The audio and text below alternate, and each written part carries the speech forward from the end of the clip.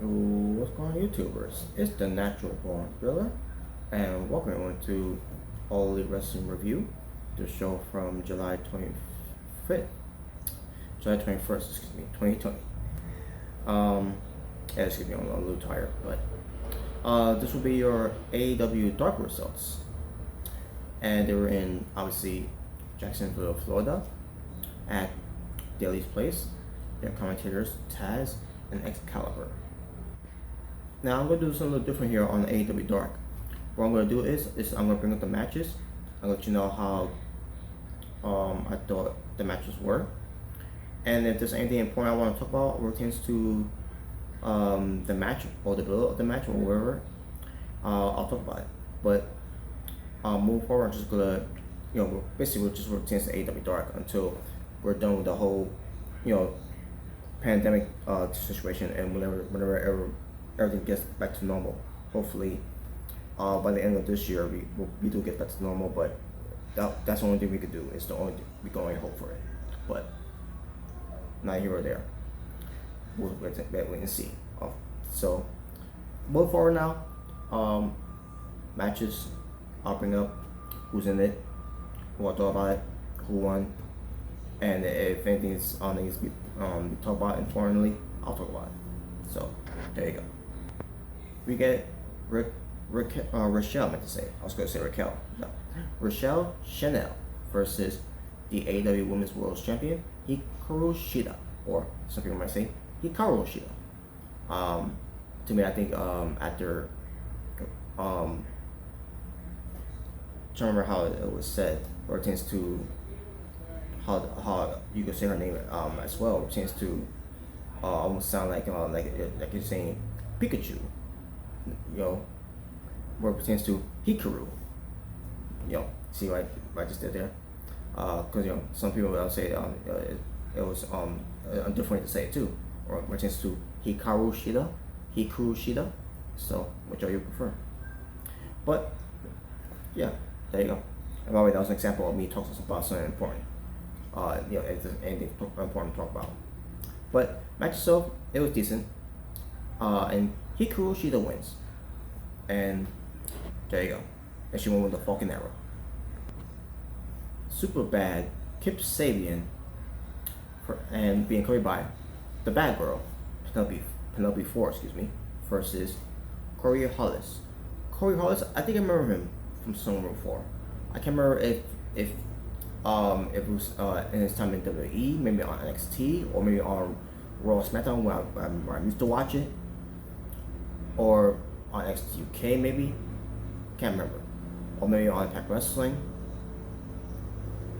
But he was on the show against Kip Sabian. Match itself was decent. At first it was a little wasn't that interesting at first, but then it started getting a little better. In the end, Kip Sabian ends up winning the match. We get Dasha Gonzalez. Basically they're at a just in the stadium, where obviously it's in Jacksonville, Florida, obviously, the Jacksonville Jaguars. So we see the Nightmare Sisters, Brandy Rose and Allie. Basically, Dustin Rose had them running drills, and Dasha comes up and asks them what the new alliance means. Brandy Rose mentioned that AEW has one of the best tag team division in wrestling, but what does that mean for the women? They say that they hope to continue improving on their 4-0 record, because the Nightmare Sisters are undefeated in tag team women's wrestling. So they went to get back to the training, but Brandy Rose said, thank you for your time to Dasha Gonzalez, and then Ali was saying the same thing to Dasha Gonzalez, and all of a sudden they started arguing, and all of a sudden they both walked away. Dustin Rose and Dasha Gonzalez walked away as the Nightmare Sisters continue arguing, and I think I can get into this, but the name is still not. I'm still not fond of that name, the Nightmare Sisters.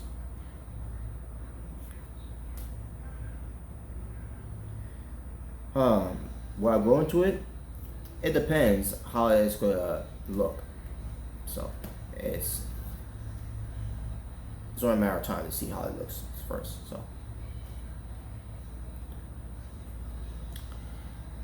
So yeah, that's basically what's on that's the whole situation, and we'll see where they go move forward. And we still need QT Marshall coming back because I don't know what's going on with QT Marshall. One point we're hearing about when he was in contact with someone with COVID-19, and maybe set the record straight. QT Marshall does not have COVID-19, but for a reason he's not showing up back to TVs. I don't know. Not words of who he got in contact with someone who has COVID-19. I don't know. I just don't know. For a reason they keep that a secret, and for a reason he's not coming back. For a reason it's maybe it's a family issue. That's maybe a family member may say may have caught the virus, and he got in contact with that person. Who's a family member. That's just my guess, but I digress. We get best friends, Trent and Chuck Taylor. They are gonna go against Brady. Not Brady. Brady. I meant to say Brady. Brady Pierce. Again, folks, you guys hear me? I'm a little tired. And Sabby, formerly known as Tino Sabatelli from NXT. And Tino Sabatelli is now going by Sabby. Not fond about the name. I'm not saying it's terrible. But Sabby, he still looks good. Formerly known as Tino Sabatelli, he still looks good, and he still wrestles pretty good too. Don't know why they fired him in the first place. They could have made a lot of money. With this guy, you can make money with this guy in pro wrestling. He's a great athlete. He's very great, and he's very good in the ring. And he's got a great look, great physique. He can talk, and he looks like money. He smells like money.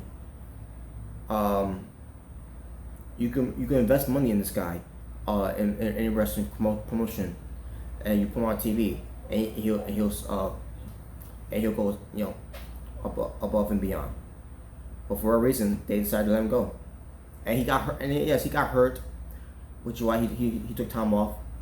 Don't know if it was a serious injury that he had to get surgery or whatever, but he was gone for that long, and for a reason they didn't use him. And maybe they did. Maybe they just used him on NXT house shows, but I haven't heard much about it at the time. But yeah, what a missed opportunity. WWE once again. It's the same thing I felt with Deanna Purrazzo. They dropped the ball with her, and now they dropped the ball with Tino Sabatelli, now going by the name of Sabby. His performance in the match against your best friends and being teamed up with Brady Pierce, I thought it was good. I love the pairing of that tag team.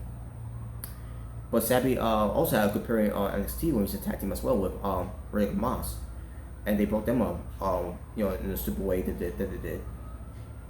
And yes, because the injuries caused with with Tino Sabatelli at the time.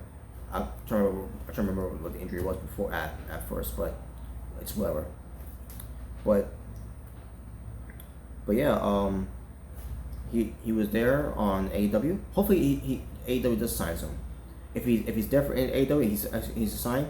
I hope they sign him, because there's no way they could pass up on someone like a Tino Sabatelli now going by Sabby, because Sabby is a really good wrestler, and they could invest a lot of money in this guy. So we'll see what happens with that one. But best friends isn't winning. They want to beat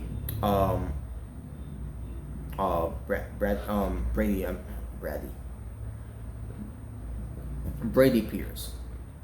Brady Pierce took the pinfall, which is good, because we don't need Sabby losing the match. Hopefully they stay that way, because they protected him, and I got it. And they showcased him a lot in this match too. He showcased how good a heel he can be, how good of a wrestler he can be, and hopefully they see that the way I see it. And the way they did, I'm glad they saw that, because they protected him. So that was good. Next we get Will Hobbs versus Absolute Ricky Starks. And the match I thought was pretty good. Will Hobbs looked good, and especially the Absolute Ricky Starks looked good too. And he looked good in Ricky too. Obviously, Ricky Starks wasn't going to lose, so, and I got he didn't. Aaron Solow, who makes his AEW debut on Dark, going up against Mr. Reach for the Sky and Scorpio Sky, representing SCU. And Aaron Solow, I thought he was good in this match, but in the end, he came up short because Scorpio Sky ends up winning with the TKO. So SCU later, Aaron Solow, just saying. So then we get to Kylan King versus Diamante. And Diamante was kicking Kylan King's ass in this match. And keep in mind, Diamante is short. But never underestimate Lil Shorty, when it comes to Diamante. Remember, she used to be part of LAX from Impact Wrestling. And yeah, and she's good too. She's improved a lot over the years. And Kylan King, she got some offensive match too, but in the end, it was Diamante getting the win over Kylan King. And there you go. And then we get to Robert Anthony versus Darby Allin. And Darby Allin, it was during the hole in Taz, and Taz was basically going off on Darby Allin, like, you can look all you want, and blah blah blah blah blah, and like, we're gonna hear from us on Dynamite and everything, and blah blah blah.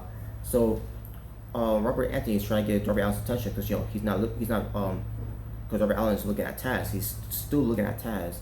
So Robert Anthony's like, pay attention to me and all that. You should be worried about me, not him, and everything. So they had a match, and the match itself was pretty good. Darby Allin ended up winning with the coffin drop, and that was it. And then Darby Allin continues to stare down on Taz. And what happened? After he won the match, he was trying to recoup himself here. All of a sudden, Brian Cage comes out and attacks Darby Allin, and then all of a sudden, Robert Anthony gets in the way. Is like basically stepping in to help out Darby Allin. Like, you're basically you're jumping on my opponent. All of a sudden, Ricky Starks comes out and attacks Robert Anthony, and like, I loved it. I was hooked. I was like, yes, Ricky Starks and Brian Cage.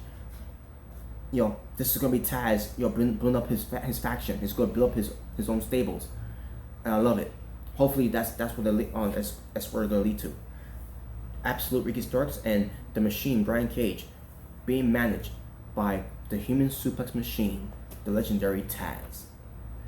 So yeah, Ricky Starks, and it's also gets some 1 foot step in back onto to Dynamite TV, TNT, yeah, because you cannot have Dynamite on TNT, and then you're gonna have Absolute Ricky Starks compete on YouTube on AEW Dark. You gotta have him on TV. Look at him. And why add in Sabby too. Brian Cage, Ricky Starks, Sabby. You can't go wrong with there. So hopefully they'll do that. But yeah, that's basically what it was, and I loved it. And finally, the main event was the Butcher and the Blade versus Peter Avalon, being covered by Leva Bates, and Brandon Cutler, excuse me. And match itself was pretty good, except for one thing. The Butcher may have done something that may have botched something, but it was still a good match. At one point, Peter Avalon and Leva Bates had an idea to win matches by cheating, by doing a book in the ring, and then used the other book to hit, I think, the Blade, whatever, maybe. But it didn't matter, because at the end of the day, the Butcher and the Blade won the match, because they were getting a momentum against the Young Bucks, where it turns to the next episode of AEW Dynamite against the where it turns to their Falls Count Anywhere match. We'll get to that when we get to it, with where it turns to me catching up for AEW as well. But yeah, the Butcher and the Blade wins. And what am I to know?